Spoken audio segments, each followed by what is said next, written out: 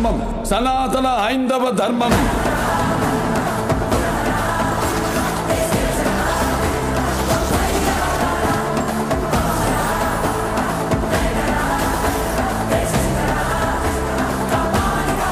దేశం జోలికి వస్తే మీరు దండిస్తారు, దైవం జోలికి వస్తే మేము ఖండిస్తాం.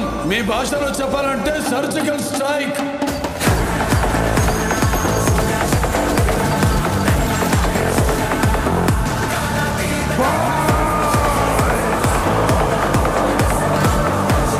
How dare you disturb my God's order?